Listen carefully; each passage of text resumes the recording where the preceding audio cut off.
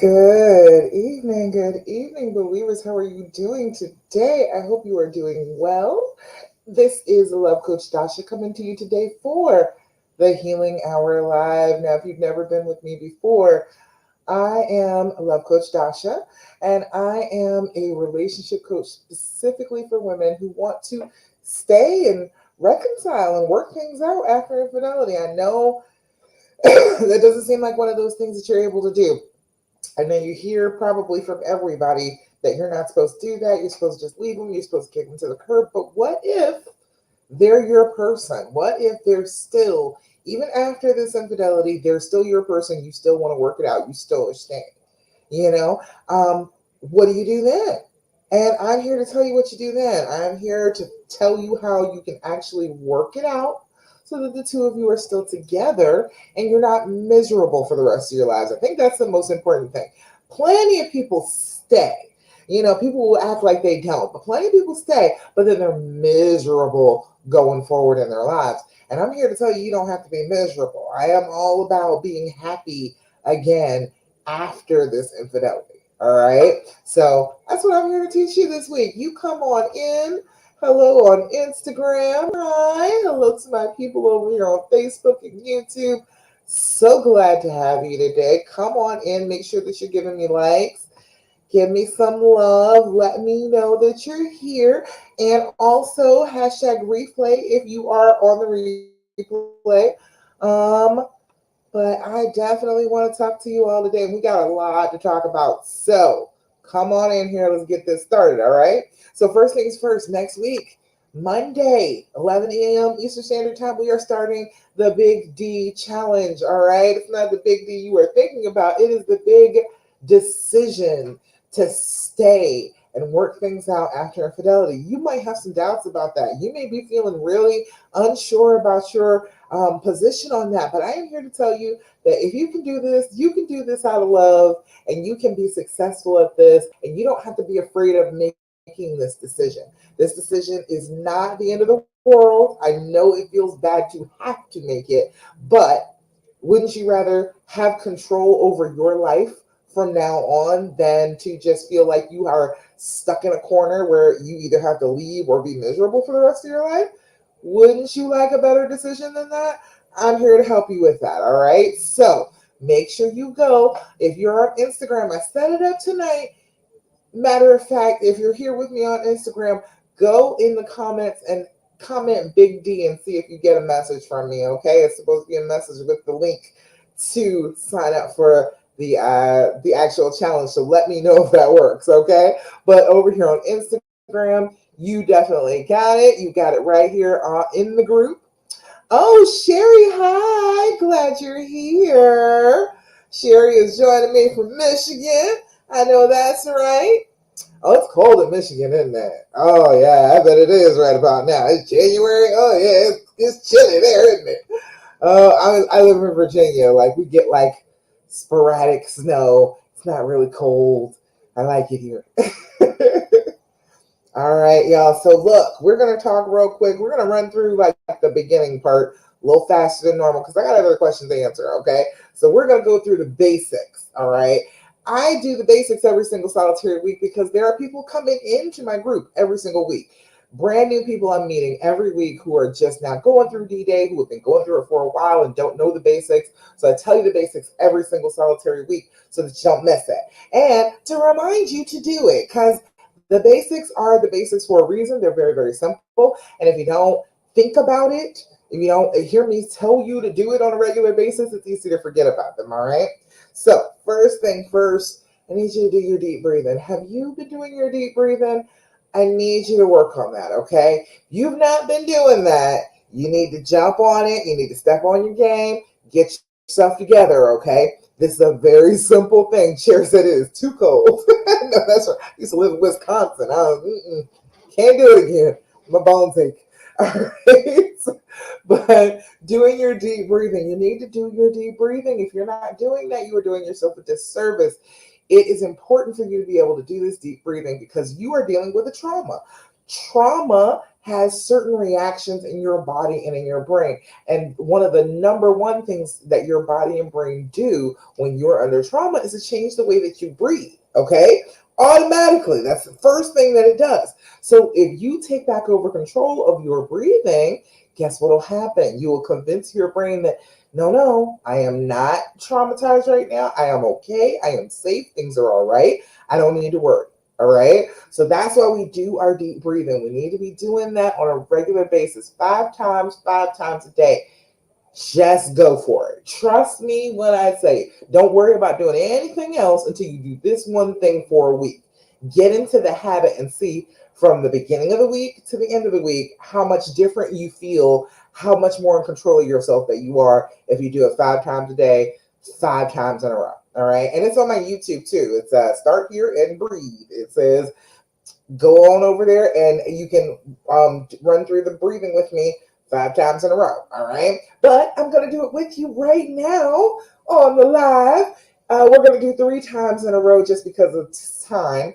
But what we're going to do is 4-7-8 breathing. What you're going to do is you're going to blow out. Exhale, try and just totally empty out your lungs. All right. Then we're going to inhale for a count of 4.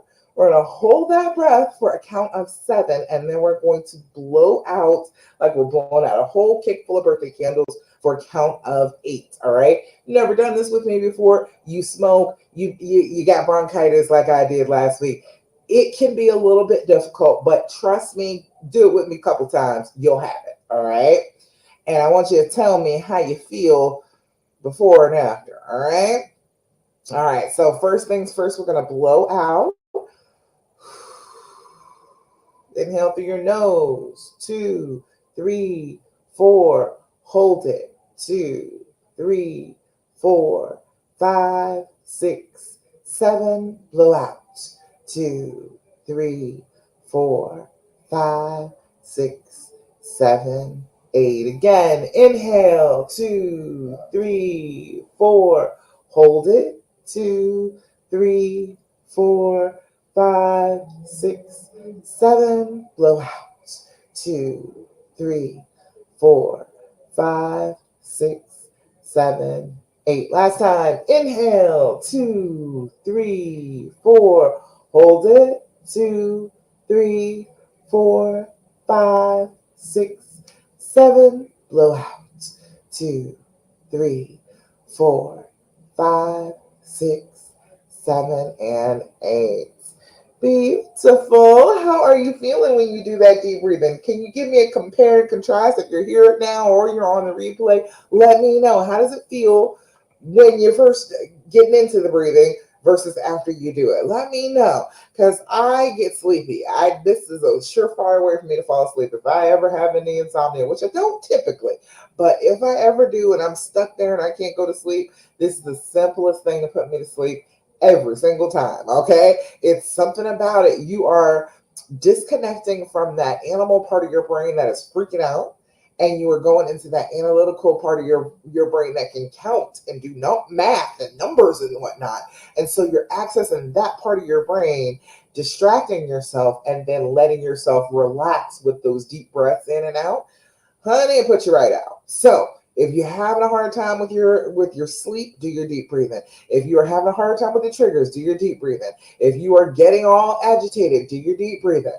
If you are having those thoughts, do your deep breathing every single time. I promise you, if you start doing that, it's going to help you. Okay? All right. Any questions about that? All right. Let me see. Let me refresh here so you can see.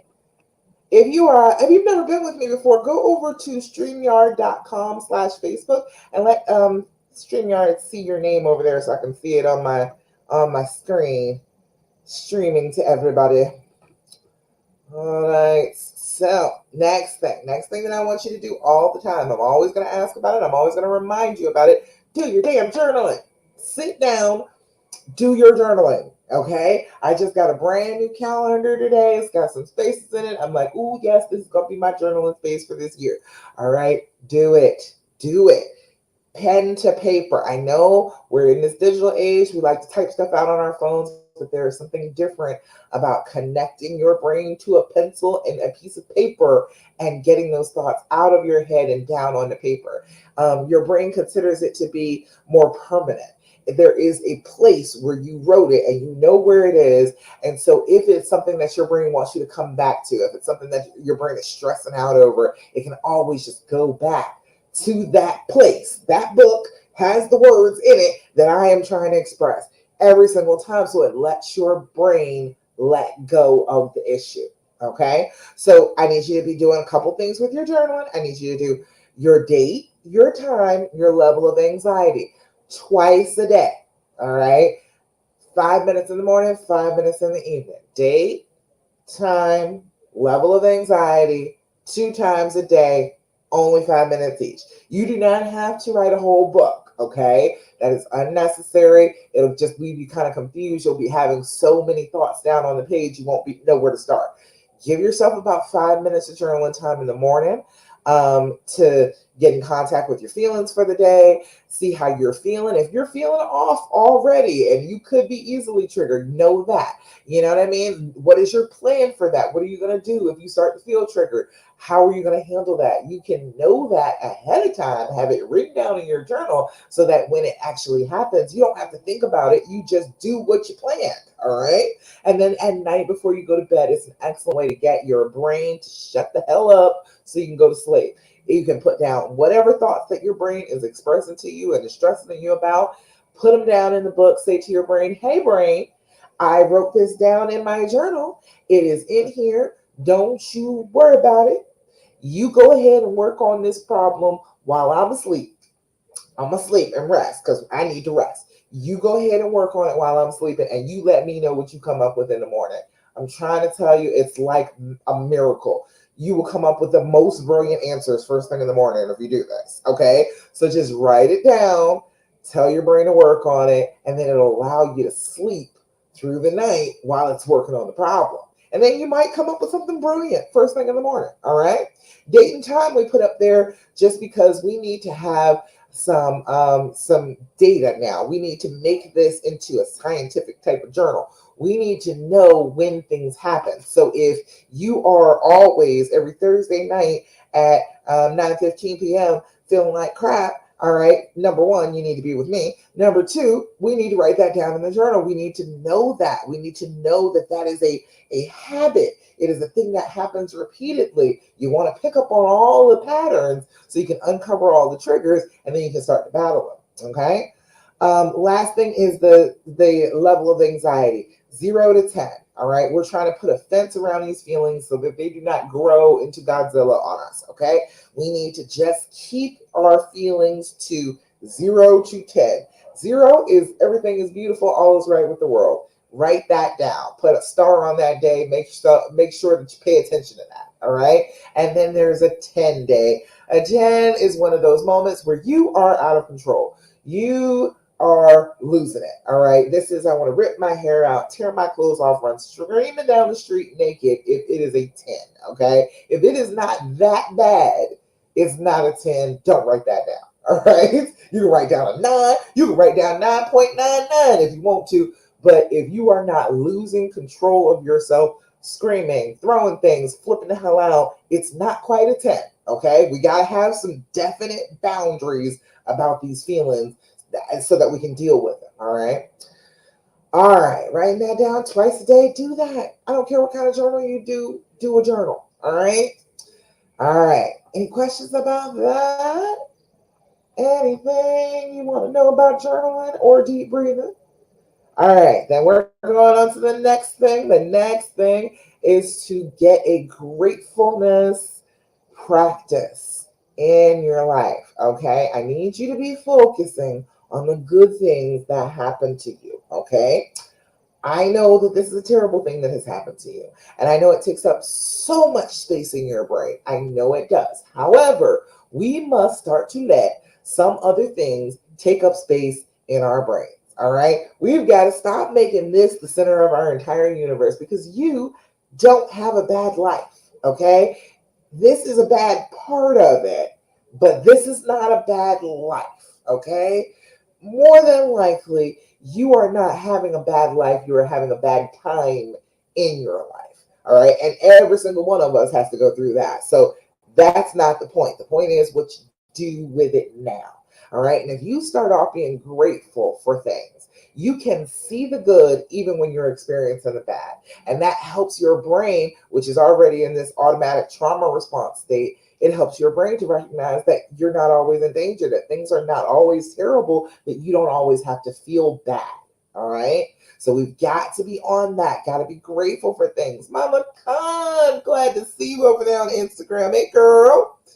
All right, so gratefulness. That's why I do Thirsty Thursday every single week in my Love After Cheating group. If you're not in that group, go join that group in Facebook. But this Thirsty Thursday is for all the good news, all the positive things that are happening in your life, the things that you're happy about, the things that you are rejoicing about, your triumphs, your wins, okay? Because you still have them. I don't care how bad things are going in this particular part of your life, you still have things that you can be grateful for. And if you start to do that, if you start to pay attention to those things, those will be the things that you see more of. All right. You will be directing your brain towards the good instead of towards the bad. All right. So Caroline gave me a got the Thirsty Thursday. And you all, if you make sure if you got something good, I want to hear about it. I want to share it. I want to shout you out. So post it in the comments and I will share your good news. All right. So Caroline said, I have a new job and I am loving it. Yay. Get that back, Caroline. All right. And then she said, my husband and I have been doing better lately. And again, and had a good Christmas and New Year's.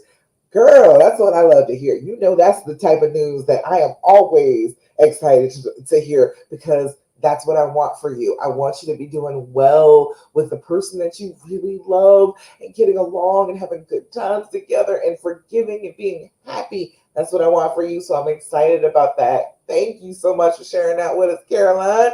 You know, I love some good news. You know, it is a beautiful thing to share that light. When something good is happening to you, share it with other people. It's easy to share the bad stuff that's happening. It's easy to be kind of a downer and telling people like, oh, my life is going so badly. But if you are one of those people who is positive, who is always speaking about the good things that happen in your life, that will be what people see you as a person who has good things happening in their life. Okay. You will start to change the way other people see you. And then that actually changes what comes to you too. So be focusing on being grateful, being happy for the things that you have, even when you don't have everything that you would like. All right. Any questions about that? All right. You say, Caroline, hey, Caroline. Hey. You say, even during the bad, there can be good bits. That's the truth right there. Even during the bad, life is still good. We are still here living on this planet. We still have the people that we love and care about, even if they hurt us, even if that is the case. We still have them. They're still right here. We can still fix things. We can mend what's broken. We can do better. That's the whole thing. Life is not bad. Just because bad things happen doesn't make life bad. All right. All right. Last thing that I'm always going to tell you, that I'm always going to remind you every single solitary time we get together. Oh, would you please stop asking all those damn questions? All right. Oh, Mama God, you said we just got back from Hawaii. I know that is right. You said it wasn't all smooth, but still a blessing. You know what? Vacations never are. Vacations are a major life stressor. People think that they're just supposed to always be so happy about a vacation, but vacations involve a lot of expectations, a lot of planning, a lot of money. You're gonna be disappointed at some point. Something's gonna go wrong. You might get stuck. It's a whole bunch of stuff that could happen with a vacation. So it's never all smooth, but I'm glad it was a good time for you. You all got blessed by being there together. That's a good thing. All right. See, that's what I'm talking about. I love to hear good stuff. She done went to Hawaii in the winter time. That's what I'm trying to do. Change the weather, girl. Change the weather. All right. So last thing is stop asking all those questions. I know you want to ask the questions. I know you do. I know that it is within you. I know your brain is telling you that a need. I had somebody in the group earlier who said that they feel like it is a need to know these answers. But I promise you that is a trick from your brain. Your brain does lots of tricks on you while you're going through trauma. It really does.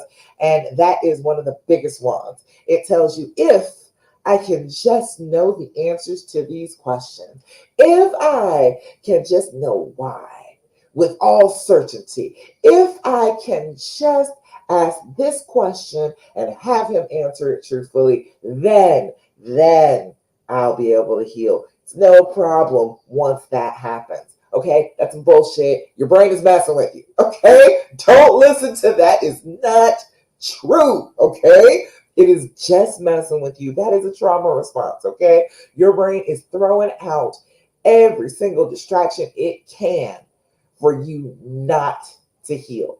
Because if you heal, then you will let go of all of the tension and the stress that you have around the triggers, around everything that happened with this.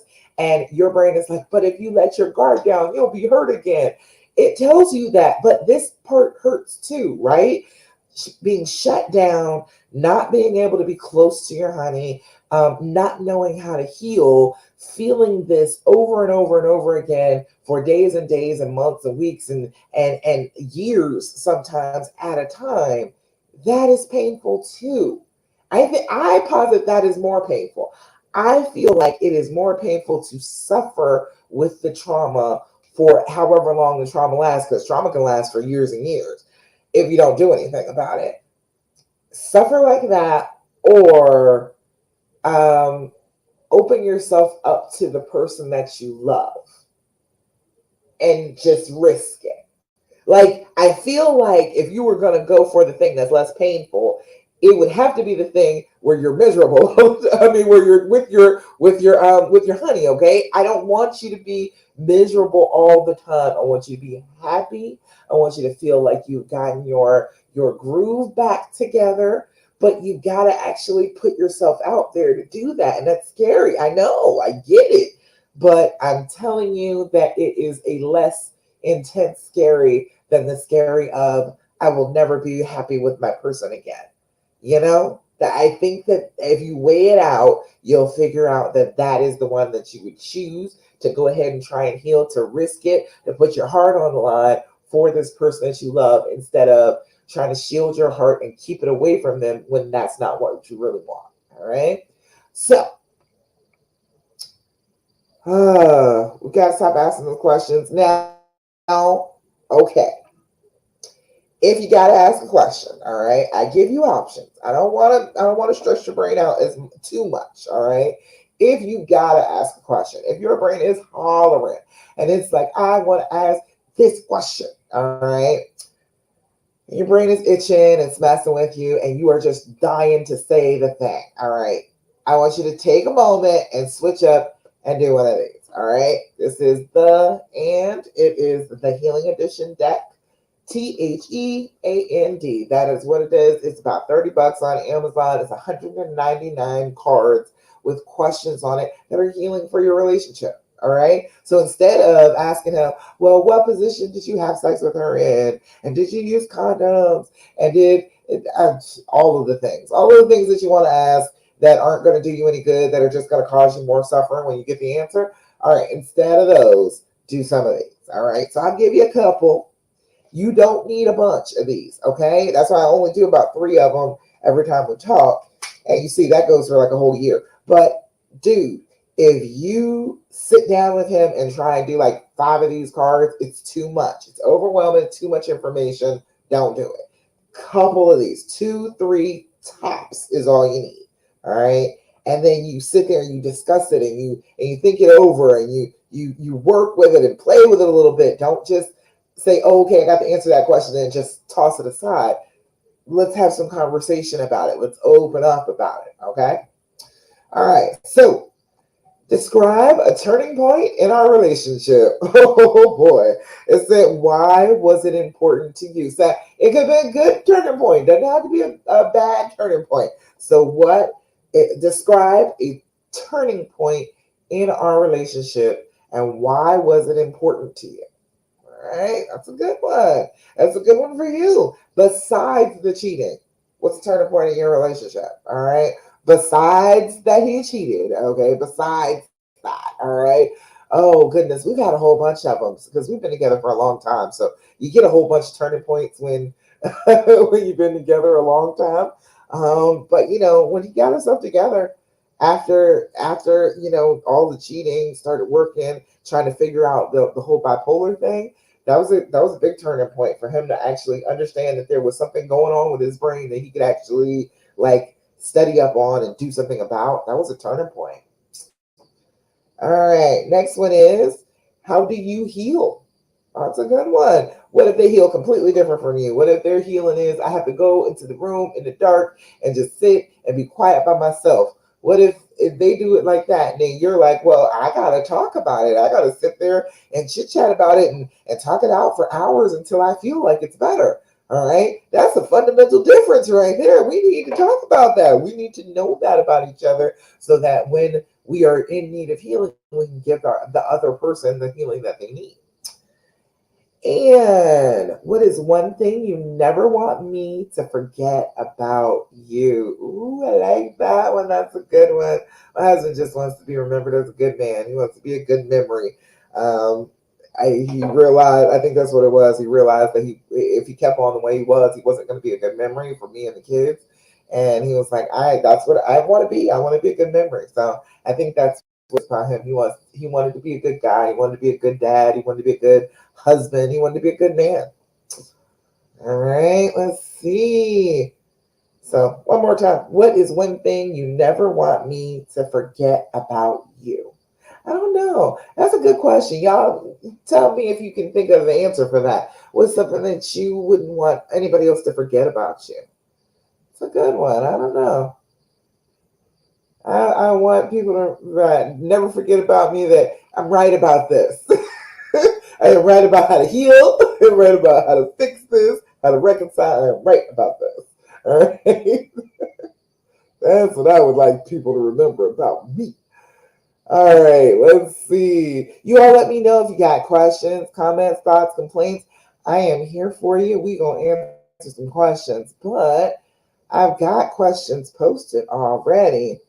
One that Josette, I think it was asking me about. We were talking about how if I can catch somebody at the very beginning, right after they find out, like right after D-Day, the same day, couple days after, within that week, if I talk to them, all right, the things that I say, the things that I tell you all to do are difficult. All right. It makes you feel like, well, you're blaming me, and I'm not blaming you at all. I am just saying that for you to take control of your healing, you have to do the thing. Okay. So it's not about like victim blaming or anything like that. I think that's what the post was talking about, was how I just victim blame. I don't do that.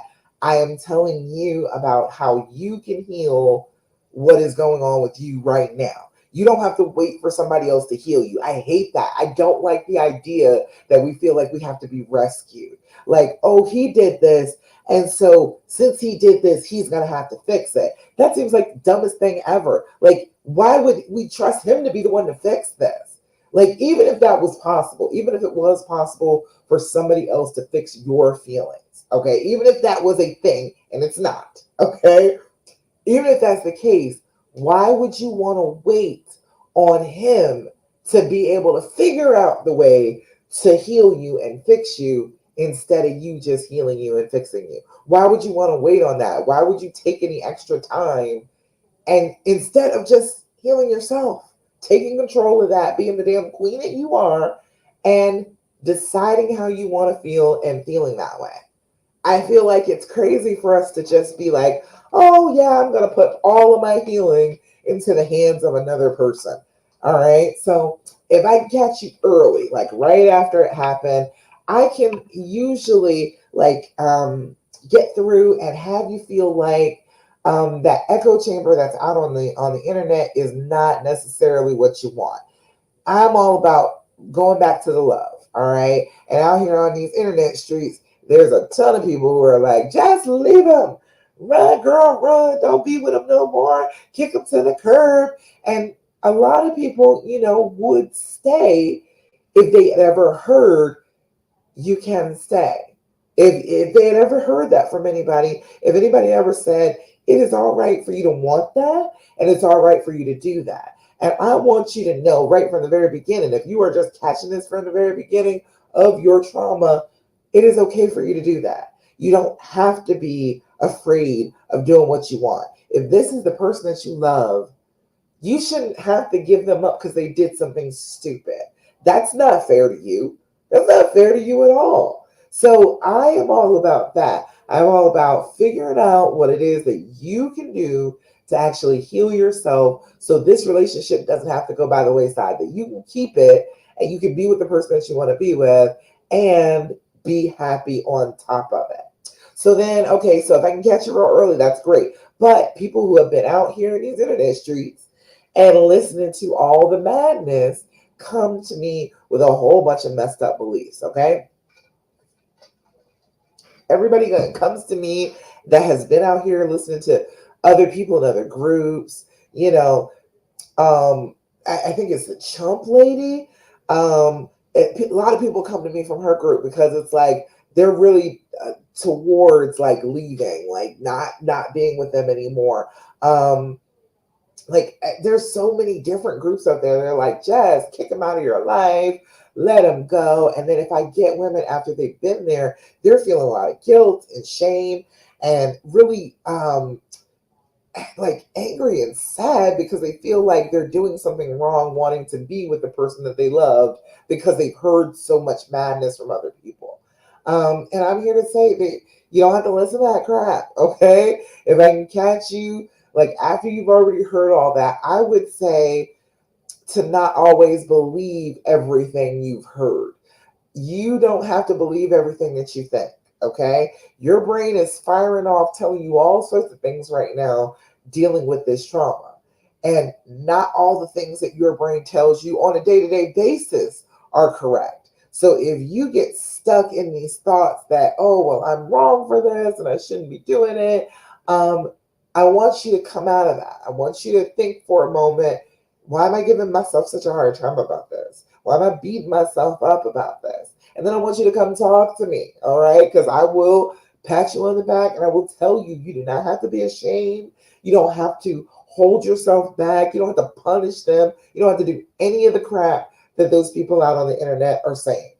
You can forgive, you can love, you can let down the walls. You absolutely can. And it works better than all of that crap that they're saying if you want to still be in a relationship with this person. All right. If I don't catch you for years, it's one or two things that happen.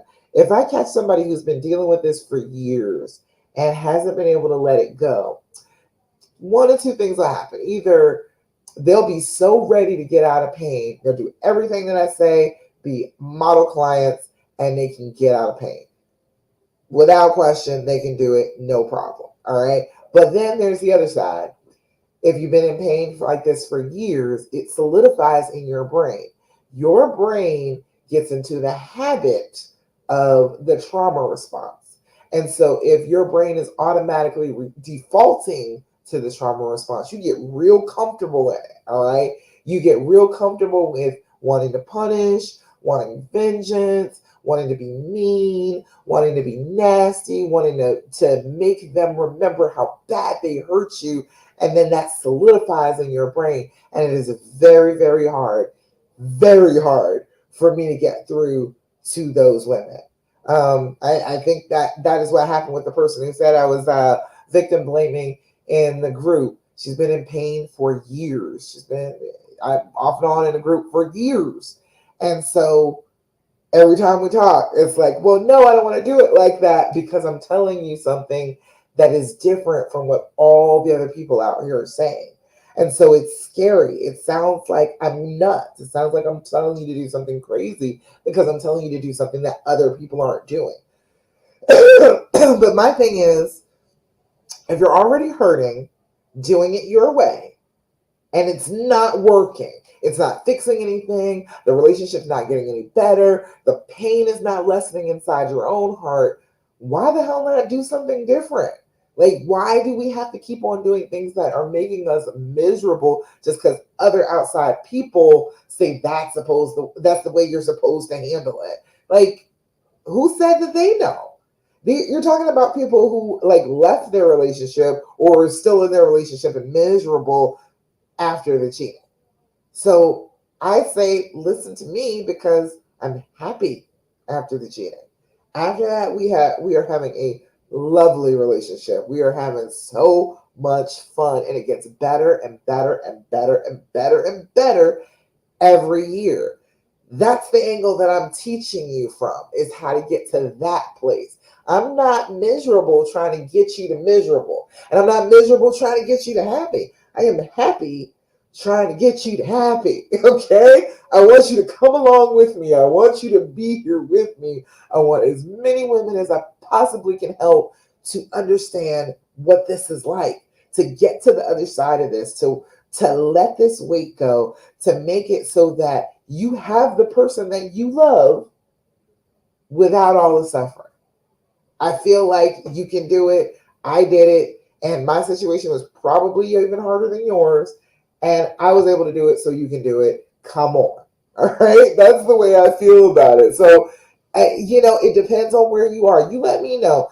Make comments. At what point are you? You like fresh out of the box trauma?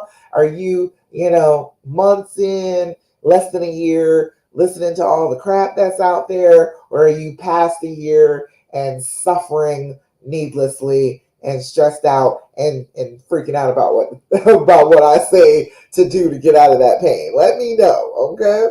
If you're here now or you're on the replay, let me know where you're at for that, because I want most to help the ones that have been in pain for years. But if that has solidified in your brain, you reject everything that is not that trauma response. And so then you keep doing the same traumatized reactions over and over again, which are basically showing your mate, I am afraid of you, and I'm going to treat you like I'm afraid of you for the rest of our lives. It will never get better. And then they don't get better because, well, if you're going to be afraid of me for the rest of my life, I might as well be scary. So now we've gotten into this terrible cycle, and you can't get out of it because you're not willing to change your part about it. You know what I mean? So don't get solidified. If you can possibly help it, if it's been a little bit more than a year and you're struggling still, you need some help. You need somebody to help change the way that your brain is functioning after this trauma so that you can get out of this pain and not be stuck here for the rest of your freaking life. All right. Mom Khan, you said 1.5 years in and it's going well, but I think I self-traumatized. Yes, girl, we all do. But it's a trauma response. It is something that your brain does automatically. Turning it off is an intentional thing. You have to be conscious of it and then intentionally turning off that reaction, saying, no, no, no. I am not going to look through his phone. I'm not going to go through the phone bill. I'm not going to be checking up on him at work. I am not going to do that. I'm going to treat myself like I am healing and act like a person who is healing. All right. He said, I don't always think about what he's done except mostly during sex. Yeah, that's a hard one. It is. It's a hard one. If you can possibly do it, prepare mentally going into it. If you know you're going to have sex, like all day long, be in that mode. I don't know. It just popped up on me. Hi. Nigga, you really shit. Talk your shit, man. I'm in that bitch crying. Thank you, God. Talking shit, bro. Just bust out on me every now and again. They say, hey. He'll bust in on me every now and again. Just say hi. He likes listening to me. I don't even know that he's listening, but he likes listening to me. But anyway, okay. Got me all red in the face. All right. I was saying sex. That's what I was saying. All right. So as far as sex, if you think there might be a chance of you having sex, you think that it's a possibility, the kids are going to be gone, things are going to be quiet, it's going to be a date night, We need to start thinking about sex, fantasizing about sex, focusing on what we're gonna do, how it's gonna feel, things, how things smell, how things sound, all of that. All right. Be paying attention to that. All right. I want you to be thinking about that all day long ahead of time. It gets your brain into that mode, starts those hormones going. Because if your hormones are going, it helps push you into the whole idea. That's why hugging works so good.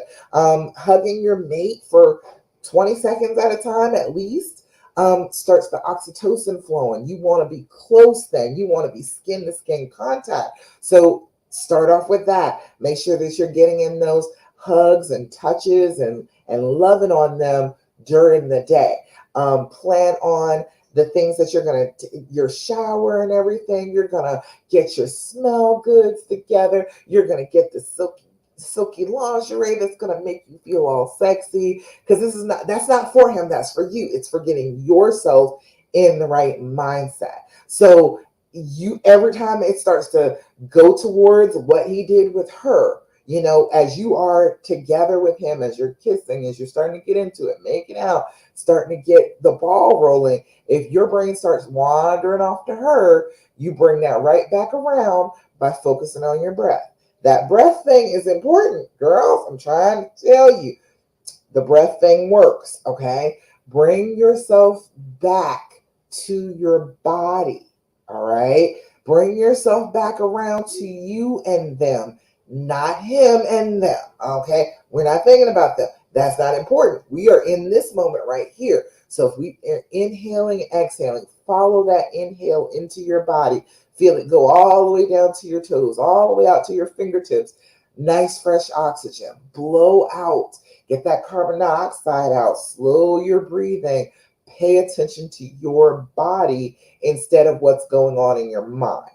All right. Does that make sense? With them? I don't know. What you were trying to think about what they were doing, right? What he's done. Yeah, with them. Yeah, that's exactly it. Always come back to what we are doing. This is the thing that I need to be focused on right now. Me wandering and thinking about what happened with the two of them, that's not helping me in this moment. I am looking for my pleasure, for my connection and intimacy. That's what we're looking for. We're not looking for what they did. We're not looking for that. That's going to stress you out. All right. Focus. Bring it back around to that. All right. Does that make sense? Let me know, Mama Khan. It's a thing. We're women. We need to be thinking about and interested in and preparing for sex, for our bodies to be like, okay, yeah, I'm revved up, I'm ready to go. And then if you can get revved up through the day and pay attention to your feelings and your body, then when the moment comes, it's harder for your brain to wander off because you've been thinking about this happening all day. And so that your brain starts wandering off and like, hey, chick, we are not worried about that. We are focused right here, right now. Pay attention. All right. All right. Let's see what else I got. I got questions.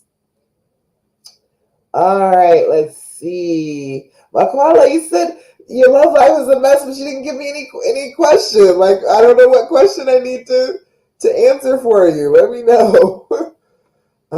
I know it sucks when you feel like your love life's a mess, but you know, it's not. It is it sucked that this happened, but it doesn't have to be a mess because of it. Mama Kai, you said easier said than done. You know what though? The deep breathing, the coming back to your breath in the moment. I'm trying to tell you, it seems like it's a silly thing. It seems like it wouldn't work. It works wonders. I'm trying to tell you, try it. Your brain starts wandering off. Pay attention. Focus on just your breath. You're breathing in and out of your lungs, your body pressed against their body, their hands touching you, your breath, their pheromones. Focus on and being in your body in that moment. Doing that, I'm trying to tell you, that's how a lot of women don't know how to have an orgasm.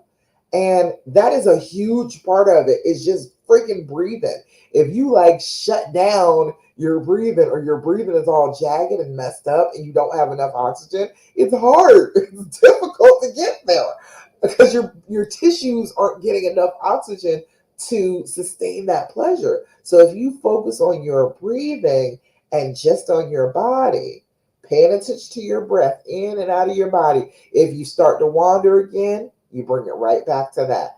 Wander away again, bring it right back to my breath in, my breath out. The way my body feels against his body, the way he's touching me, the way he's kissing me, the way I'm kissing him, everything. Focus on that instead. Always just turn it right back around. It's a habit that you got to develop. If this has been a thing and you're triggered by it and your brain just alarms every single time, it's one of those things that you got to practice. So every time, turn it around. All right. All right, let's see. Jody. Hey, Jody. Says, I think we should talk about why we feel this is all our fault and why we should be forgiving of our spouses. I personally did not pull my husband's pants down and force him to have sex with someone else. So to me, he made a choice he wanted to make, and that's what I struggle with. All right. So that, it sounds like that's part of the forgiving thing. But then there's the other part about why we feel like this is our fault. Why we feel like this is our fault, I'm just going to say the patriarchy. I'm going to say it like that. I'm going to say it because when men cheat on women, somehow women get blamed for it. I don't know what the hell that is. I assume that's just the patriarchy, just the way the system was set up so that we could never be the ones cheating. They could always be the ones cheating. Because if they're cheating, then it's still our fault. So if we cheat, then that's our fault too. So everything is our fault. I honestly, I think that's what it is. I think that it has been ingrained in us. And then if you look at any TV shows, go to other groups, it's always, well, what did I do, and why am I not enough? And people will be like, well, yeah, did you have sex with them? And you didn't have sex with them every single time you wanted to, then yeah, it might be your fault. No, no, Now, if you're being abusive and you are denying your mate sex and you didn't tell them that ahead of time, okay, that's an abusive situation, but it still doesn't make it okay for them to cheat. Doing the wrong thing doesn't mean that somebody should do the wrong thing back. That's not how that works. Two wrongs don't make a right, as I say. So we have been made to feel like it's our fault all the time, and I think that kind of keeps us down, and that makes us go to other women and make other women feel down about the same situation, and so then we keep perpetuating it over and over and over again, and women get called all types of names for staying.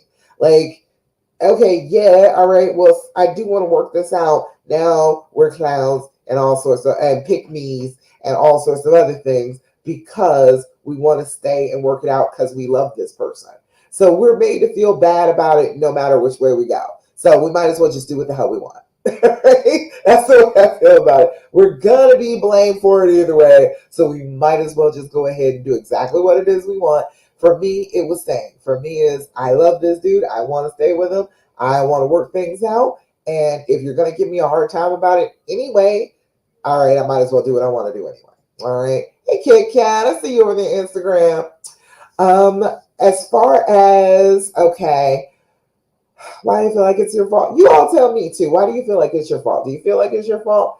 You feel like, society puts that pressure on you? Let's see. The other part was why we should forgive them. All right. For her, she was saying that he made a choice that he wanted to make. And okay, now I'm having a hard time making the choice to forgive you because you made this messed up choice. All right. Number one, okay, if this is your spouse, you did actually agree to this. You said in the vows, for better or worse, and you knew from all your experience, from all the TV shows, from all the movies you watch, from all the music you listen to, that cheating is absolutely one of the worst. It is definitely a thing that can happen. Okay? We know that. So if you got married, you actually signed up for this. You signed up to forgive them anyway. All right? All right. If you didn't get married, you did not actually sign up for this. But if this is the person that you want to love for the rest of your life, You have to understand that a huge part of loving somebody is forgiving them. Okay? You are going to live an entire lifetime with this person. There are many, many, many, many, many days for them to fuck it up. Okay? That is guaranteed. They are probably going to do it. And you are too. You are probably going to fuck it up. Okay? You're probably going to do the wrong things. You're going to treat them badly. You're going to do things to hurt them. That's the point. This is the person that I am showing you that I love you by saying that even when you're wrong, I will still love you. I will still come through for you. I will still forgive you. I'm not asking you to do this for any old person, okay? This is for the one, all right? If we're going to forgive somebody, it's for the one, all right? And you have a lot of doubt in yourself about if this was the one when this has happened. When this cheating has occurred, it is one of those things that makes you feel like, well, maybe I was wrong. Maybe they're not actually the one, all right? But the fact that you are willing to suffer this pain and to try your very best to forgive them anyway, I think that's a pretty good sign that this is the one. I think that if they were anything less than that, you would not feel compelled. You would not be trying so hard to heal this relationship, to fix this. So trusting yourself. That's the key to forgiving them, is trusting in yourself, trusting in your choice. You have the choice here. And if you decide that you want to forgive this person, you got to believe in that choice. You got to believe that, not that they're worthy. It's not really about them being worthy. It's about you being worthy of having what you want. You being worthy of having the people in your life that you want to have there, and making the arrangement for them to be in your life. Does that make sense? You all let me know. I've been talking for a minute. Let me go back and make sure nobody else said anything. But you all let me know. Does that make sense? Why should you forgive them? I mean, you got every right not to. But this is one person. If it's the one, why shouldn't you? Why shouldn't you go ahead and forgive them and love them anyway, because it's what you want to do, right? Why not? All right. Jody said, my brain could handle it better if it was a one night stand, but for a few months to years is a choice he made though, and that's what I'm not dealing well with. Um, and some people feel the exact opposite, Joni. That's the thing. Some people are like, oh, he had a series of one night stands and he's a whore out here messing with whores. And if he had been with one person, then I wouldn't feel so bad. So it doesn't really matter what it is he did. Like the actual details of the cheating, it doesn't matter. It can go from talking on Snapchat to being with this person and having a whole other family with them. Like, it's a whole gamut of things. It's not even the details of what he has done. It is the fact that those details are making you feel bad about the fact that you want to stay. And the way you battle that is you just tell yourself, I know what he did. I am aware. I am fully cognizant of those facts. But you know what? I just love him anyway. I still want to be with him. I want to work it out. And you tell your brain that and let your brain know that that's what the deal is. Your brain will believe you if you consistently say it and you act like it. But if you don't act like it, then, your brain will be like, see, I told you. I told you you hated him. I told you you wanted to punish him. I told you you wouldn't be together. And then you make that happen. So yeah, they did. They made a choice. Yes, they did. But every mistake is a choice. Every mistake is you made a choice that was the wrong choice. So yes, you made a choice, but he's just like everybody else that has made a bad choice. If you made a bad choice, what would you want him to do for you? If you were the one in his position, would you want him to forgive you, or would you want him to just hold on to it forever and never ever forgive you? Like, which one would you want? Mama Khan said, it's daily forgiveness. It's day to day. It is making up your mind that you want to forgive this person, and then every single solitary day you do that. That's what it is. It's hard. It is. But it's all starting with that one decision. That's why the decision's so important. That's why I want you, if you're not in the Big D challenge and you're having a hard time with the decision, join in for the Big D challenge, because I'm trying to tell you, it's going to help you. It's going to clarify what you're trying to do here. Matter of fact, let me put it in the comments. But it's going to clarify what you're trying to do here. Okay, try to make this decision for yourself. Once you made this decision, okay, you don't even have to keep going back to it. You can just keep going forward with doing the actions of this decision. And it gets easier and easier and easier the more you do it. Joni, I promise. I know it's because that's what I got. I used to have a really hard time with that too. Like, why should I have to heal? This is something that never should have happened in the first place. Why should I have to go through this? Why should I have to heal? Why should I have to do this for him? But it wasn't for him. It was for me, because I loved him. I wanted to be with him. So the only thing that I could do to do that was forgive him and forgive myself for forgiving him. All right. So that's what I have to say about that. What do you think about that, John? Let me know. All right, let's see. I think there was one more question. Where is it?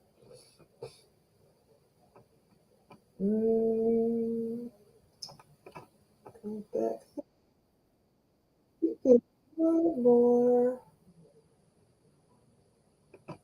There we go. All right, the last one was, okay, let's see. Josette said, hey, Josette, new year, new beginnings. Time to leave the pain in the past. Hallelujah, girl. You know, said a word for the new year. She said, any plans to improve your personal growth, and what are they? That's a really great question. You all got that? What's a plan for you to personally grow a little bit this year? You know me, I am here. I am going to be doing this full time. You're going to see so much of me. You're going to be sick of me. My personal goal is to be the coach to get women to get their relationships back together, stop feeling bad about it, stop feeling like they should be ashamed about it, and go for what they want. That's what I want to be known for this year. He said, no more victim and villain. Either work forward together or work against each other, but you can't do both. I think that was one of her topics for today. That is a good topic. That is. And as a matter of fact, if you've been feeling like he's the villain, I need you to DM me, okay? After the next week's challenge, the Big D challenge, although I really want you to come to that, hit me up after that. After that week, we are doing a happy ending after infidelity, invitation only type of thing. So you go ahead and let me know if you feeling like he has been the villain in this whole thing and you are just the victim. I want to talk to you, okay? We're going to talk about changing that story around, all right? Let's see. In no timeline of the anger, rage, grief, reconnecting cycles, but we need to move through them and not get stuck in unhealthy ones. Yes, that is true. There is no timeline for this healing.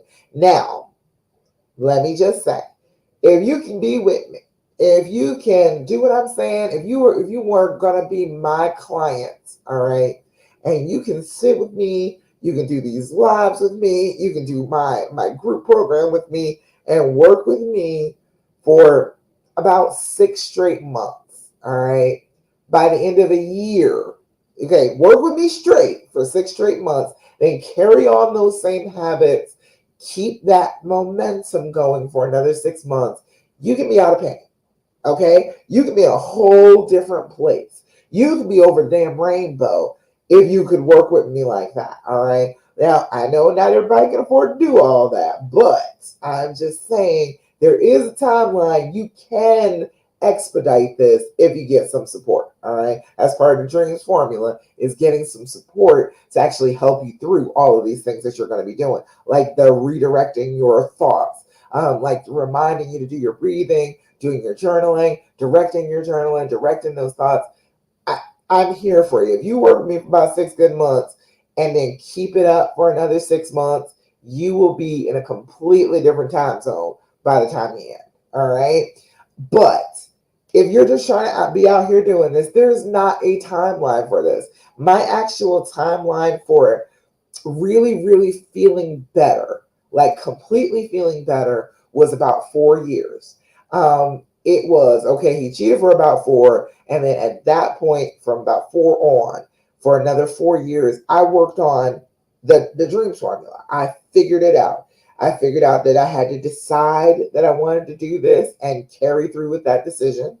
I had to recognize that that's a scary thing to do and continue on, even if it was scary. I had to figure out why he did what he did and have some compassion for that. I had to allow that healing to happen once I had decided on it. There are a lot of defense mechanisms that are already automatically in place, and you have to start dismantling them. You have to start putting them down.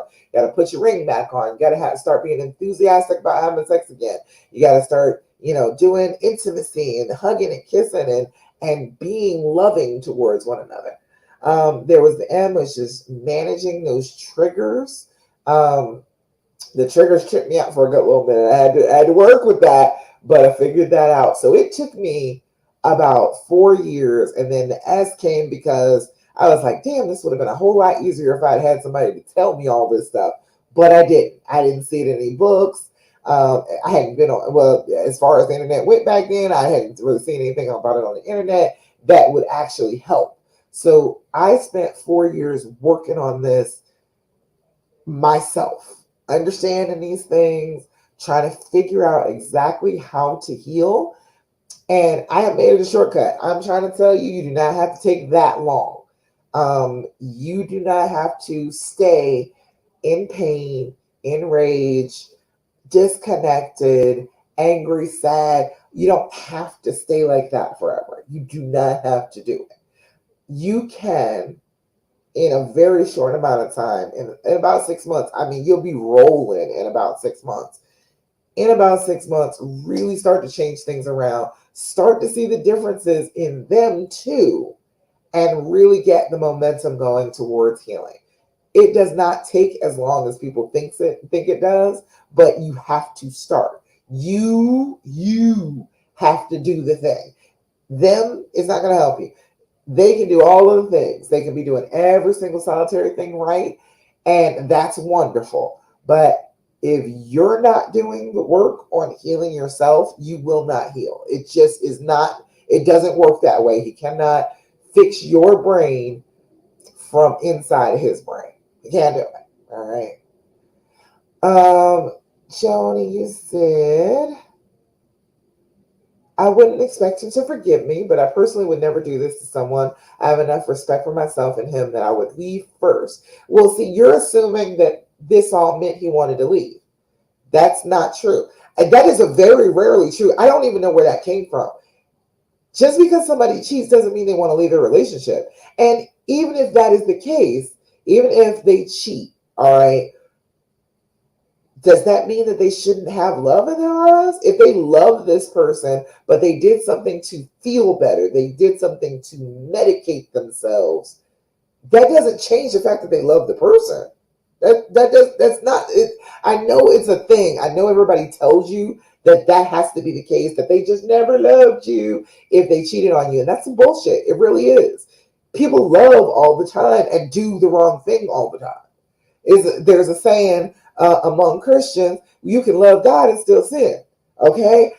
Nobody said that we were so perfect that we can love somebody and never do the wrong thing. That's insane. That's why that marriage vows say for better or for worse, because we do the wrong things. We're human beings. So that doesn't mean that he didn't want to be with you. All right. You said, so to me, it's disrespect to me and what he thinks of me. And he said he felt our marriage was over. So that gives him a good reason. That's what a lot of them feel like. That's what a lot of them feel like when they go cheat. And again, that is pain from feeling like he lost you that caused that. That's what he's saying. He's saying that he felt like he had lost you already, and that caused him pain enough to want to go out and pain and medicate for it. Does that make sense?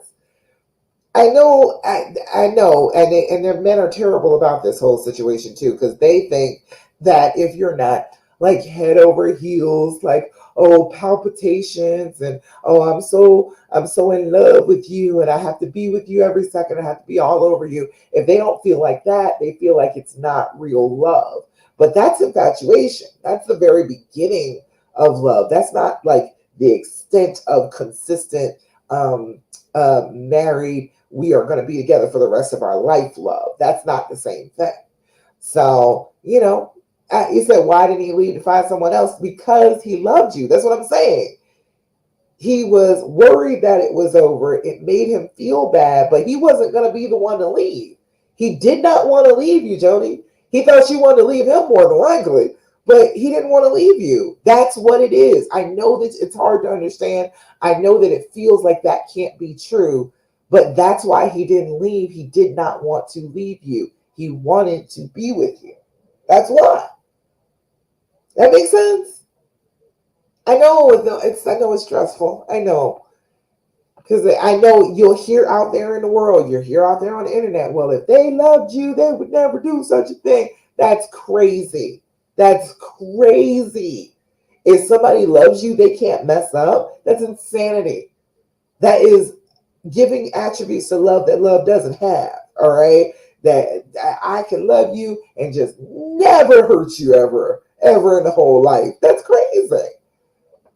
So to be with me, he cheats and expects me to stay. This is crazy. It's not crazy because you're staying. He expected it from you because it's the truth. You want to still be with him. You still are right now. That wasn't even crazy. He was trusting in you. Once you found out, okay, it's off my head now. I know that you know. All right, I still want you to work it out with me. I still want us to be able to be okay. Isn't that what he's saying?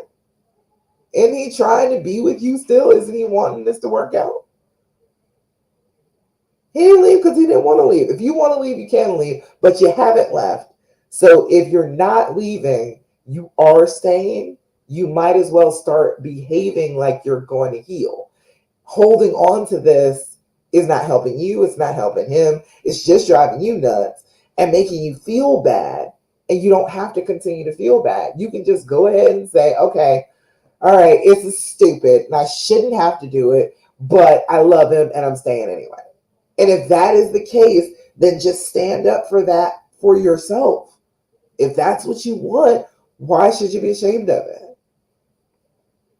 If he was worried I didn't want to be with him, don't you think that cheating and me finding out would make me leave? But it didn't. It didn't. Yeah, like, why would he think that? He knew you, apparently. He apparently knew you. He apparently knew that that wasn't going to be the case, and you proved him right. So again, stop making yourself feel bad about it. Stop making yourself feel bad that you want to stay anyway, that you love this person, and yeah, he did something stupid and broken, and he was a complete ass. Yes, he was, and you can still love him anyway. You can do that. Am I lying and saying it's cheating and I feel like I didn't stand up to my own standard? That's the thing. My line in the sand is cheating for everybody else, but it wasn't for him. You get what I'm saying? Like, if this is the person, all right, that line in the sand gets erased real fast, all right? And don't give yourself a hard time about that either, okay? Stop giving yourself these unfair expectations. It hadn't even happened. He hadn't cheated yet. Okay, and then you found out he cheated. You couldn't tell before he cheated if that was what was going to happen. You set yourself up for this expectation that, oh, I'm going to leave, and then you're giving yourself a hard time because you didn't actually want to leave. If you didn't actually want to leave, just be okay with that. Does that make? I know, Johnny. I know. I know I'm making people so mad, but this is your choice. If you made the choice, then that was your standard. You wanted to be with the person that you love. That's not reducing your standards. That is holding up for exactly what your heart tells you you want. How is that not staying with your standard? He said, I don't think I'm okay with it yet. Well, start getting okay with it because this is the reality of what you've actually done. You're in your head, your story was there's the line in the sand. If he cheats, I'm just in the wind. I'm done. I'm not going to be with him anymore. However, when the story unfolded like that, you found out that that wasn't true. And it's okay that it's not true. It could be true for everybody else on this planet, but for this one person, it is just not true. It is not true that you want to run away from him. You don't want to do that. It is not what you are doing. So you don't have to keep giving yourself a hard time about it. You just don't. That's the whole thing. You are a lot of what you're suffering with here is you giving yourself a hard time about the fact that you just want to stay. Like a lot of what you're saying, that's all it is I shouldn't want to stay. So what? You shouldn't. You do. It is what it is. You have to accept who you are and where you are in this life and go ahead and live your life from where you are. Trying to go back and fix it and oh, this never should have happened. You're just going to stay stuck. You're not going to be happy. You might as well go on forward, go on and be happy, accept who you are and accept who he is to you. He said, I don't think I'm okay with it yet. And for that, I feel like I'm a hypocrite because I preach to my sons and friends about cheating. Here I am freaking dealing with this BS. Well, you know what? Stop preaching. Stop doing that. Okay? Because I feel like nobody can say what anybody else should do if they get cheated on. That's not your place. That's not your business anyway. So you should have been doing that anyhow. All right. Don't go around telling everybody what they should be doing. No, you shouldn't cheat and you should just kick this person to the curb if they cheat. Don't go around evangelizing about that. You don't have to do that. Okay. And you know, you talk to your family, your friends, the people that know you the best, and you tell them, yes, this is how I felt about it, but this is also my husband, and this is how I feel about him. And come to find out, I don't feel like I should leave him. Come to find out, I am not actually drawing this line like I thought I would. And it's okay to do that for the person you love the most. It's all right to make exceptions for them because you're talking about being with this person for your entire lifetime. You're going to have to forgive them a whole bunch and they're going to have to forgive you. You know? Mama Kanye said, I'm mad at myself for not knowing what he was doing. How did I become so stupid and oblivious? See, that's your brain messing with you. That's trauma talking, telling you that you're stupid and oblivious. If you didn't have any reason to think that that was going on, why would you? Like, that doesn't make you stupid or oblivious. That just means you were living your life and he was being sneaky. But of course, they're not that sneaky. Usually they show what they're doing. Anyhow, so you did find out. So, like, why you mad at yourself for not knowing at the time? You know now. What difference does that make? That's just your brain messing with you, trying to keep you from healing. It's trying to go back in time and say, oh, well, you should have known better. You should have never let this happen. Okay, maybe, but it did happen. So what you telling me about the past for?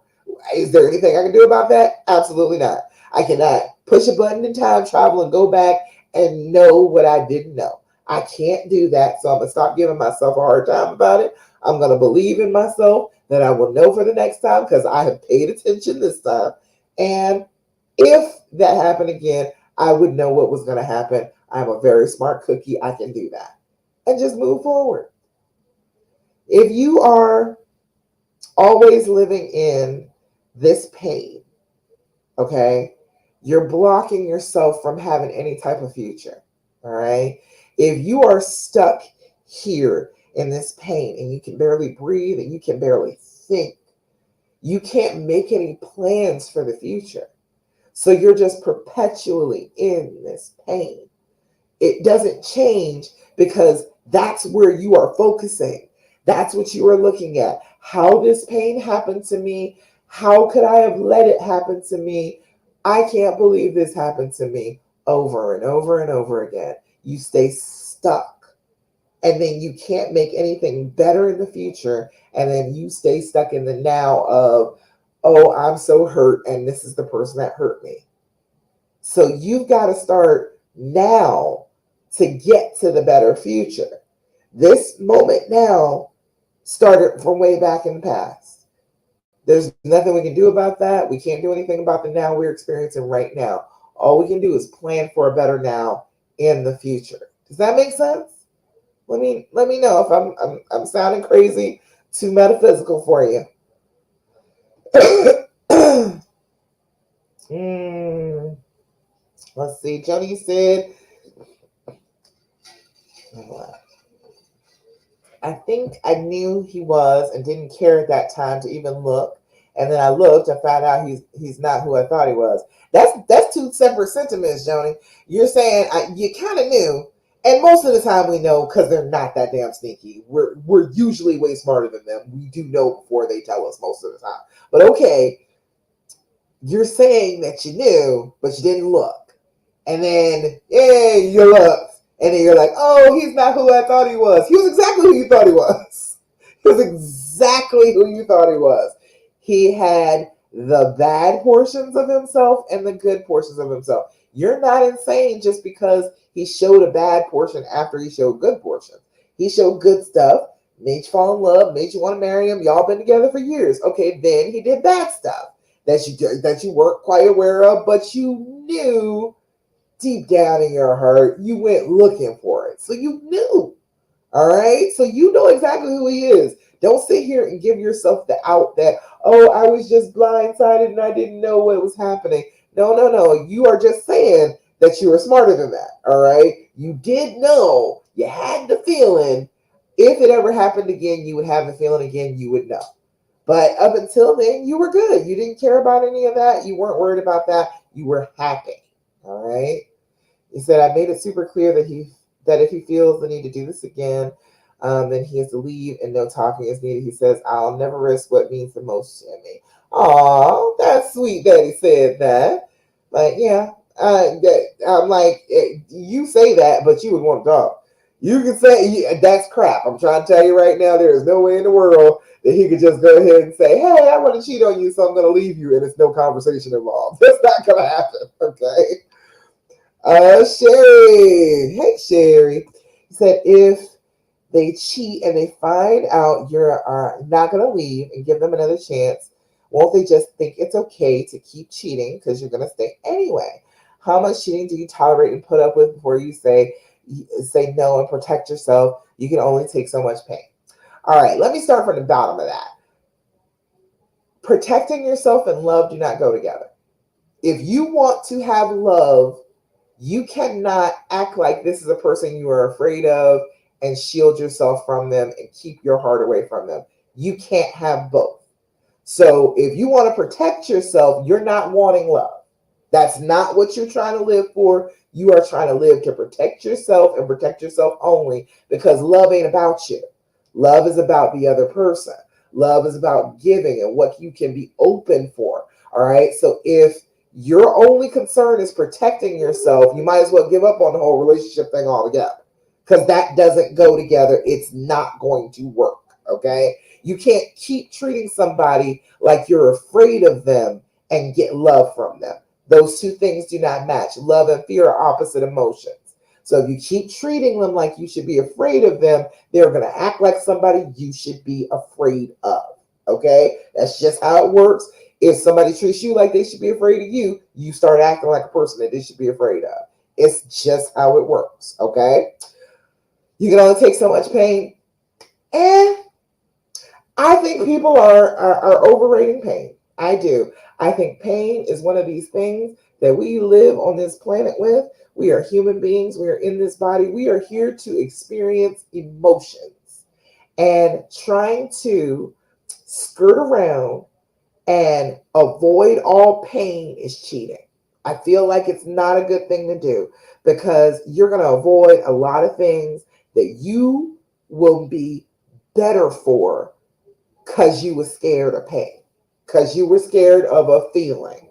All right. Our feelings are not fatal. Okay. Welcome as much of a feeling as you can possibly get. Welcome all of them. Okay. They give you lots of information, they give you lots of memories. We shouldn't be trying to live our lives avoiding pain. Does that part itself make sense? That's a sucky way to live. Love run around here trying to avoid pain forever is the most painful thing you can do. All right. Now, backing up to the first part. The first part, I know this is exactly what other people have told me. It is exactly what so many women think. If you cheat and you don't leave, then you're saying, oh, it's okay for you to cheat on me. All right. If you stay and you forgive, I'm trying to tell you, it is more powerful than anything you've ever imagined. It's the great shield to being cheated on again. All right. Because nobody has ever forgiven them for it. Nobody has ever done that. That has never happened. All right. Even the ones that said they were going to forgive, I love you enough to forgive you, they didn't actually forgive. So you actually forgiving is the biggest thing possible for them not to cheat again. All right. Just because you are being merciful and giving them grace and love and forgiveness and understanding and compassion, you give that to a person, they're going to appreciate it. Okay. That's the way that it has been every single time I have experienced it. So many women that I work with, somebody here, I know somebody I work with here, please tell them that they try and do better when you forgive them. If you keep on shitting on them, if you keep on talking about how bad they were, how terrible they were to have hurt you like this, how much you're suffering, how much they should still be suffering and groveling and kissing your ass, you're going to make them cheat again. Yeah. If you keep being mean, if you keep saying, well, I'm never going to forgive you for it anyway, that is when they think, oh, well, hell, I might as well keep on cheating. I'm never going to be forgiven for it. I'm never going to get her off my back about it. She's never going to trust me. She's never going to change any of this. It's always going to be misery. That is when they would cheat again. All right. Forgiving somebody and giving them that gift, that makes them feel like they owe you something. That makes them feel like, damn, you see something in me that nobody else has ever seen. You are giving me something that nobody else has ever given me. That is how you get them not to cheat. Does that make sense, Sherry? Let me know. Because I know people always think that it's backwards, but it is not like that. If you are forgiving and understanding and loving to someone, it is much more effective on their feelings and their behavior than if you are crappy to them. It just works like that. Let's see, Joni said, I think a lot of our problems was my whole being was my sons, and now we're empty nesters and need to find me first before I can add him. See, yeah, Joni, you said a word right there, because that's a really important thing. Women are told, oh, your children are supposed to come before your spouse. That's insanity. This is the person you're trying to spend the rest of your life with, not your kids. If you do your job right, your children are supposed to leave. They're not supposed to be there. You're stuck with a person that you put second for the entire marriage, and then you turn around and look at them like, okay, now I'm ready to pay you some attention. Now I'm ready to put you first. They're like, well, screw that. I waited all this time, and now you want to be bothered because you don't have anything else to do. That's the way that works out. I don't know why we're taught that our children should come first. Your spouse is supposed to be the one that comes first. The person that you love is supposed to be the one that comes first. You know what I mean? The person you're going to spend your entire life with. You said, our son had a horrible accident, and I blame my husband for it happening. Oh, yeah, things started going wrong then, huh? And that started me hating him in a way. Oh, well, you were hating him? Dang. He said, I felt he caused my heart to break for my son and changed my whole life. There's this whole story behind it, but I blame my husband. Are you still blaming him now? Your son's up and out and healed up now, isn't he? Are we still blaming him? We're going to hold on to that forever, huh? And see, and that's what I'm talking about. Like, you want to hate him. You want to treat him like shit because you blame him. But then you're like, well, why did you cheat on me? You hated him. You hated him. You were telling him the marriage is over. Screw you. You did this. I don't want to be with you. And then you're like, well, why would he cheat? That's why. He was feeling like crap. You were telling him that you did not want to still be with him. And then when he cheated, you're like, oh, well, I still want to be with you. You don't want to be bothered then. Like, you can't hate on somebody and then be like, oh, well, you got to treat me nice. He said, I did hate him, but he never knew I blamed him. Oh, yes, the hell he did, Joni. Oh, yes, he did. You can't feel something like, I hate him. I'm hating him for what he did to our child, and he don't feel it. That's absolutely insane. You can't sit here and say that you wouldn't be able to feel somebody hating you. You gotta know that they blame you. That's okay. The accident happened. You started hating him, started treating him like that. He's gonna make the jump that you blame him. All right. And you probably said it to him. You're like, you never knew. I bet you said it to him. I bet you did. Ask him. Ask him if you had ever said anything about blaming him for the accident. All right. So, like, yeah, if you're going to be consistently feeling bad about somebody and treating them bad because of it, he was in pain, but he still wasn't the one trying to leave you. You were showing that you wanted to leave him. He wanted somebody to treat him nice for a little while, make him feel better. But he didn't leave you. He wasn't trying to go anywhere. He just thought it was over because you hated him. Why didn't he leave? Because you were the one that wanted to leave. Why didn't you leave, Joni? Why didn't you leave? Instead of treating him like crap, instead of hating him, why didn't you leave? Why was that okay? If you're like justifying, like, oh, I treated him bad. Yeah, I did. But why didn't he just leave me then? Why did you treat him bad? Why didn't you leave if that was the case? You're trying to make it be all his fault. He said, I never admitted it until this happened. We went to counseling. Okay, well, you're admitting it. You know that was what was going on. You hated him.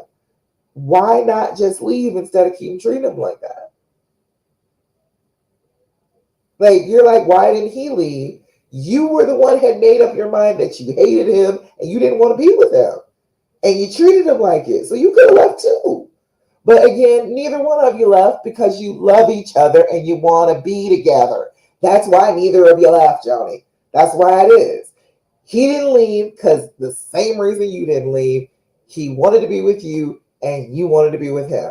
So can we get past that? Can we just go ahead and get to the meat of it, which is I loved you and I didn't leave, and you loved me and you didn't leave. Can we just get to that?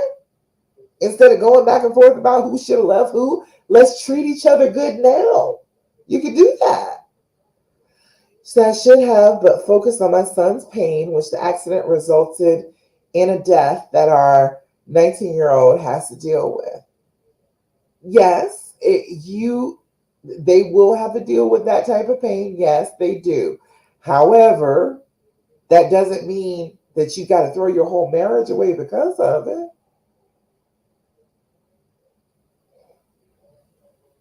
You say you should have left. Well, you didn't. Again, we always come back to that whole thing. You're here. You're trying to work on it. You're going to have to let it go.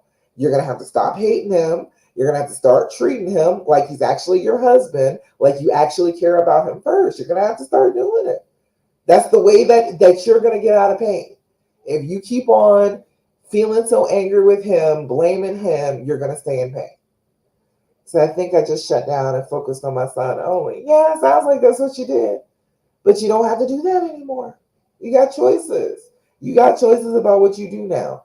And so stop looking to him, okay? Every single solitary time I talk to any client, ask anybody that I work with, okay? My whole point is stop looking at them and start looking at what you can do to heal, okay? It is not going to work to keep pointing the finger at him and you did bad, you did this, that, and the third, you made me feel bad. That's not helping you get better at all. You got to stop worrying about him and start working about your own healing, what you can do to heal and get back to a better place with him. Because that's what you want, obviously, and that's what he wants, obviously. All right? That makes sense? Don't be shut down. Open yourself back up. If you shut yourself down ahead of time, yeah, he might have thought it was over. Yeah. All right. So we gotta come back and act like we're not shut down anymore. So our son is thriving and doing well. Good. I'm slowly releasing that pain, but as a mom, it's hard to not feel the pain more for our kids. Yeah, that is difficult, but they are supposed to go through the things that they are supposed to go through. You are only the conduit. You just brought them into this planet. You can't stop them from feeling pain either. But it goes back to the whole thing that it's not bad to feel feelings. Just because you go through some pain doesn't mean that that's a bad thing for you. It is learning more about yourself. It's opening yourself up to feelings that you hadn't had before. That's a good thing. I know it sucks when you see your baby in pain. I do. But all of the feelings that we have here on this planet, they are for a purpose. We are supposed to experience the length and the breadth of all of the feelings. And you're mad at a feeling that your kid was supposed to feel. This accident happened. This was supposed to be something that they were going to deal with that is going to make them into the person they're supposed to be. And you're mad and blaming your husband for that, but that's not really on him. That's just the fate of your kid. That's just the destiny that he had to fulfill. That makes sense? We all get our share of pain. There is not a single one of us that's gonna make it out of this alive, and we are all gonna suffer a bit in the meantime. But a lot of suffering has meaning, and a lot of the time, if you can search through your feelings and say, "Okay, I am looking for the meaning instead of just the pain," and actually start to absorb that meaning, the pain is kind of worth it.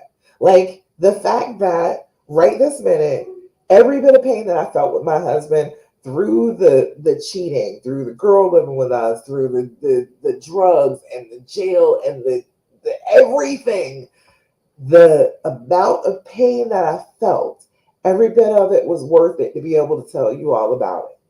Every bit of it. I earned every bit of that pain, and now I get to tell you from the other side of the pain. I'm not behind the pain anymore, I'm ahead of it. And I get to tell you that it was worth it. And I learned a lot about myself, and it didn't kill me, it made me stronger.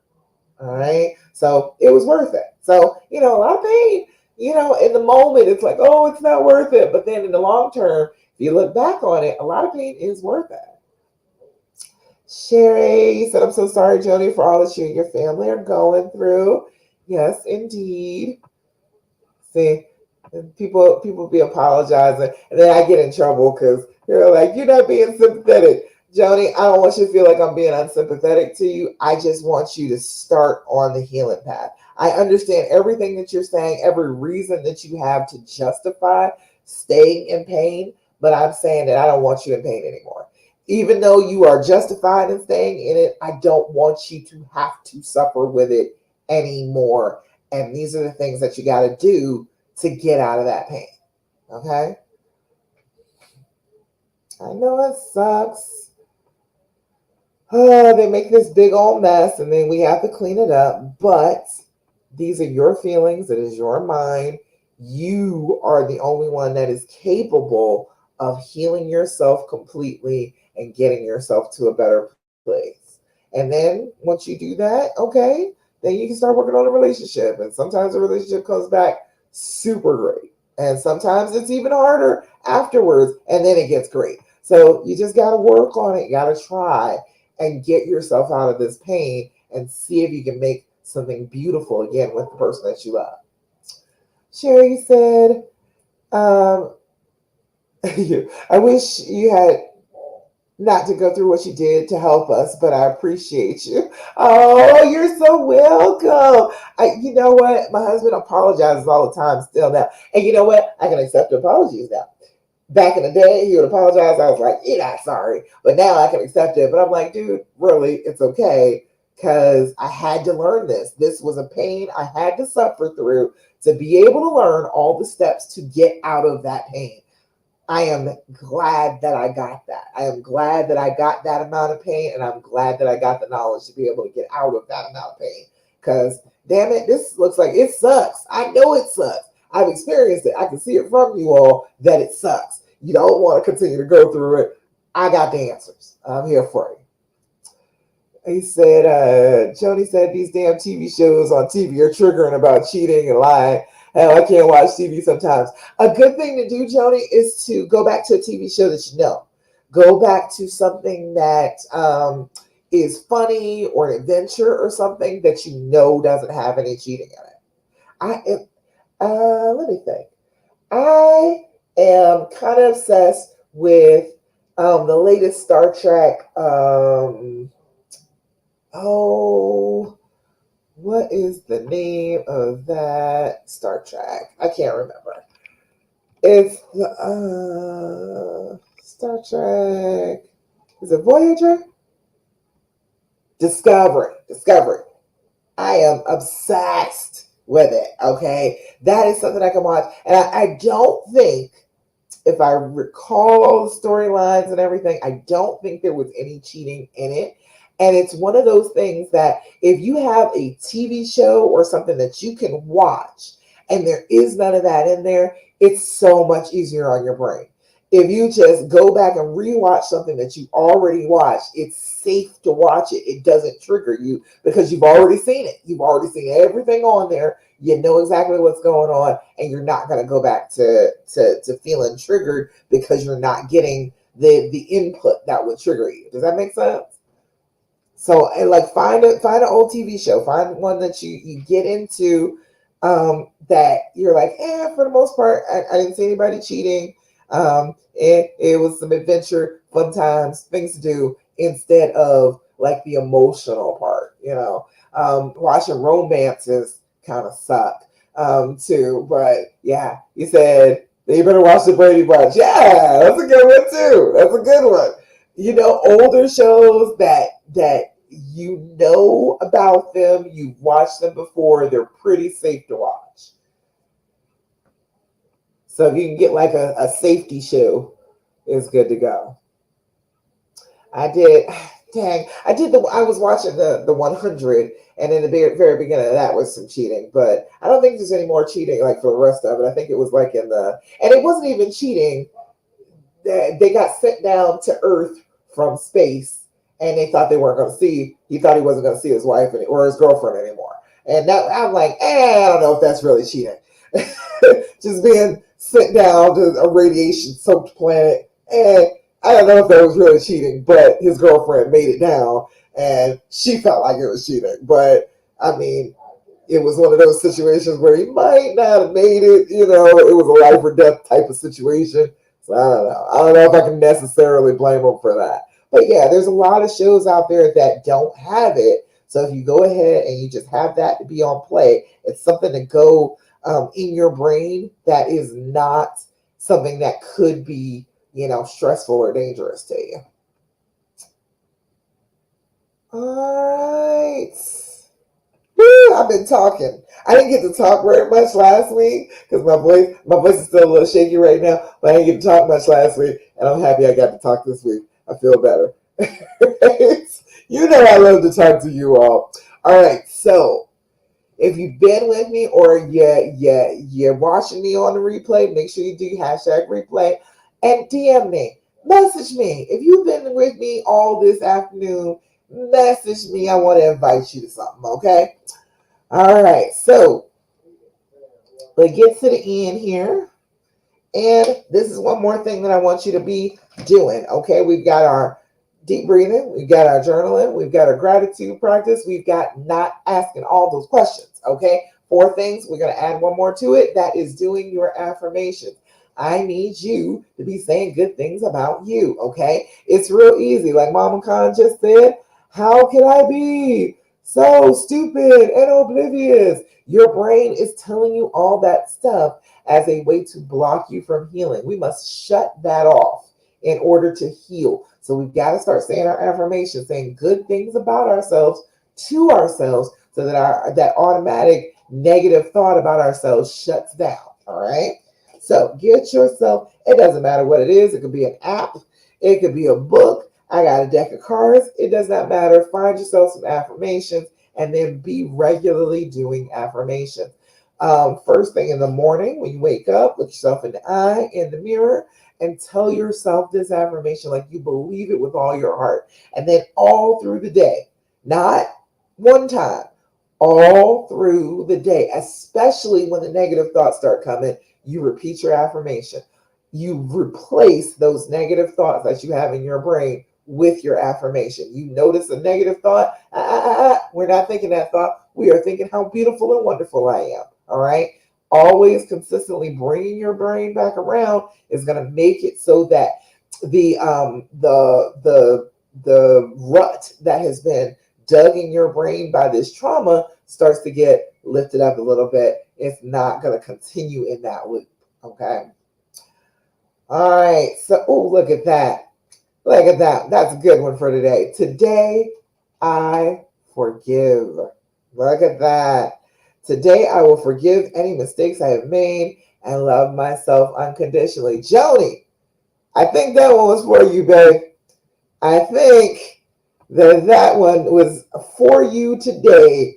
Today, I will forgive. Today, I will forgive any past mistakes I have made and love myself unconditionally. Joni, you just love him. Stop giving yourself a hard time about it and just love him. There's nothing wrong with you being a wonderful, loving person to the person you want to love. There's nothing wrong with that. You can absolutely do it. All right. So forgive yourself for that and go for it. Today I will forgive. Today I will forgive any past mistakes I have made and love myself unconditionally. You can step that up and make that be about your honey too, if you want to. And today I will forgive my honey for the things that he's done wrong too. All right. All righty, y'all. That is about it. Y'all got any other questions, comments, thoughts, complaints, anything for me? You know I'll be ready. I know I give you all a hard time and I expect a lot from you, but it's the only way you're going to heal. It's the only way. You've got to be working on it. You've got to be consistent about it. You've got to be unafraid and unapologetic about it. You've got to go for the healing with all your gusto and believe that you can have it. All right. Not just go for it, believe in it. Trust that you can do it. I believe in you. I believe that's why I'm here with you. I believe in you. I know you can do this. And I love you and I'm very, very proud of you for trying to do it. All right. All right, y'all. That's it. That's all I got for you this week. Thank you so much for joining me for the Healing Hour Live or Healing 2 hours. Why not? I will be back again on the 11th at 9 p.m. Eastern Standard Time for the Healing Hour Live. Please come on back and join me then. In the meantime, if you've been with me today, message me. All right, I want to invite you to something. And if you need any other help, let me know. Sherry said, wait a minute, hold on. What about the lying, even when it's stupid lies? Okay, a lot of the time you find out that it's stupid lies because you're asking the question. If you could stop doing that. Try and see. If you stop asking the questions, see if he stops lying about stupid things. Okay? What will happen is we will ask them a question and they will give us an answer, and then we won't like that answer. And so then we go back and we ask them the same question again, and they know that we didn't like that first answer, so they come back with another answer that's probably stupider and is not the truth, but they're trying to come up with something that will make us satisfied. All right? That's what happens with the lying. So I didn't pay any mind. For mine, my husband, he's got bipolar disorder, and how I know he's getting sick is he lies just stupidly, just random, just like, huh? What did you say? I know that he's sick then. So I don't get all wrapped up in lies either. I feel like lies are always born out of fear. He has the mental disorder, but most people lie out of fear. And if you're lying, you're feeling fearful of me, and I want to get down to why you're feeling fearful of me more than I want to get down to the lie. You know what I mean? Like that's how I feel about that. Um, and yeah, if you can stop with the questions, you'll get less lies. And if you can start to understand why he would be afraid and lying, why would he want to tell a lie when he could tell you the truth? Why would he want to do that? What is he afraid of by telling you the truth? And sometimes we think they're lying and they're not lying. And I know that's hard too, because sometimes it is. Sometimes it's just like that. You said, also, what do you suggest for porn and sex addiction?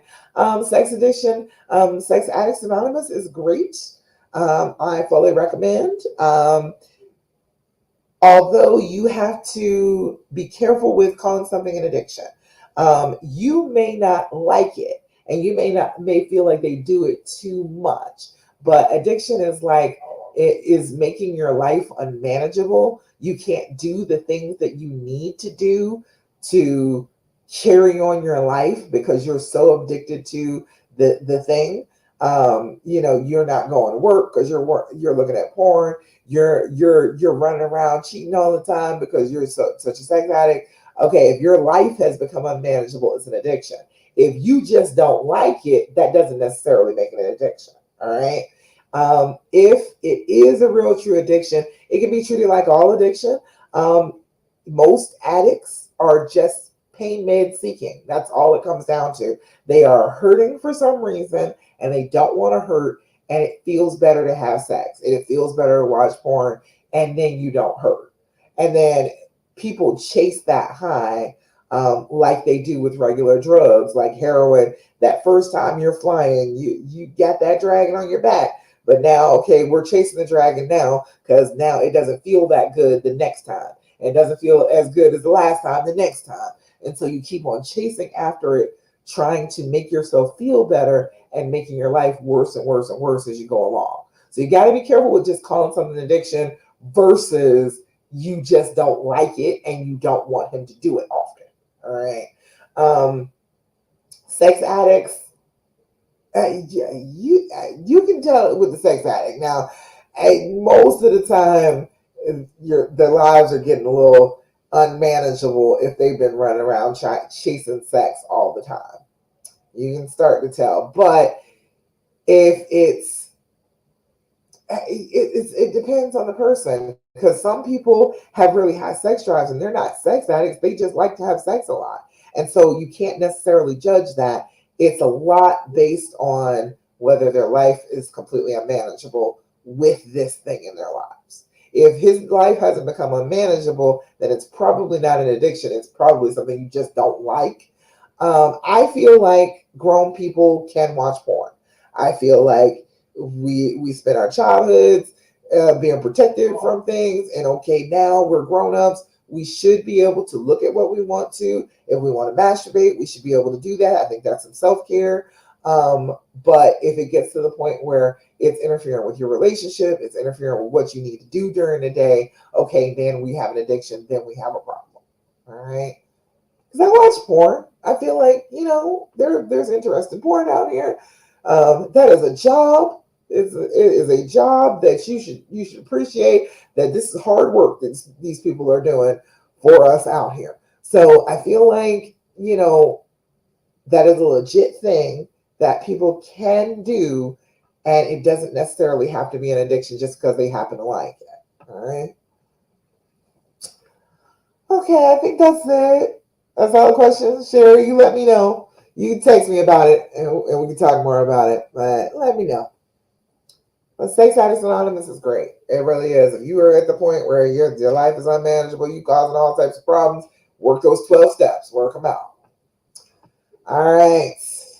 That's it. That's it. I thought I was gone before. I'm gone now. I love you so much. And I'm so, so proud of you for trying to heal and forgive and reconcile. I think it's a very strong thing to do. And I think you're a very strong woman to even try it. All right. I'm patting you on the back for that. Don't make yourself feel bad about it. All right. Okay, y'all. That's it. That's all I got for now.